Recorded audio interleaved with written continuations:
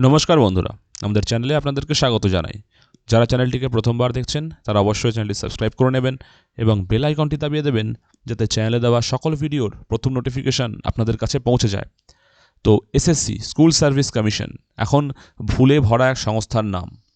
তো এসএসসির ভুলে বাদ পড়ে গিয়েছিল প্রায় ৩ জন প্রার্থী। তাদেরকে ফের আবার ইন্টারভিউয়ে ডাকা হলো।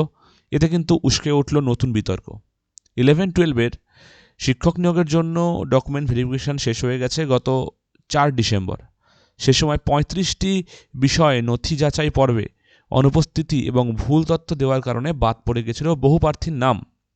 এসএসসির দাবি, এদের মধ্যে ৩ জন প্রার্থীর নাম বাদ পড়েছিল যারা তথ্য যাচাইয়ের ত্রুটির কারণে বাদ চলে যায়।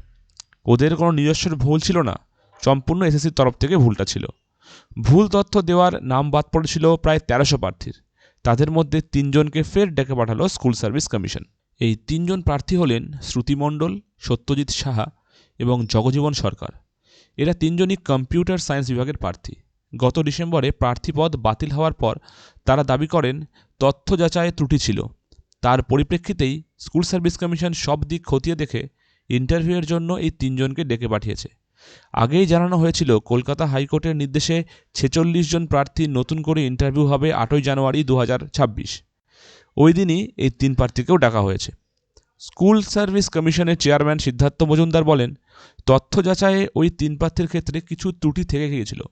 একজন একলব্য স্কুলের চাকরি করা সত্ত্বেও অভিজ্ঞতার নম্বর দেওয়া হয়নি।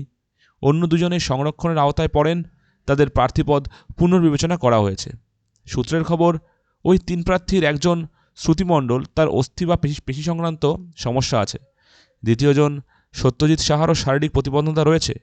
অন্যদিকে জগজীবন সরকার ২০২৫ এসএসসি পরীক্ষা দেওয়ার আগে একলব্য স্কুলে চাকরি করতেন। তাকে অভিজ্ঞতার ১০ নম্বর না দেওয়ায় তিনি ইন্টারভিউয়ে ডাক পাননি।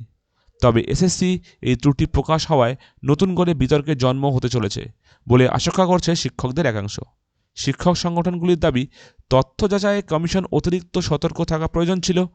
তাদের প্রশ্ন, এমন ভুল যে অন্য কারোর সাথেও ঘটেনি তার বা কী প্রমাণ আছে? চূড়ান্ত মেধাতালিকা প্রকাশের পর যদি ফের কোনো প্রার্থী অভিযোগ দায়ের করেন বা মামলা করেন, তাহলে কি হবে? গোটা প্যানেল তো ফের প্রশ্নের মুখে এসে যাবে। এবার দেখা যাক এসএসসি গোটা সিস্টেমটাকে আরেকবার চেক করে না এইভাবেই থাকে। আজকের খবরটি এই পর্যন্তই। ধন্যবাদ।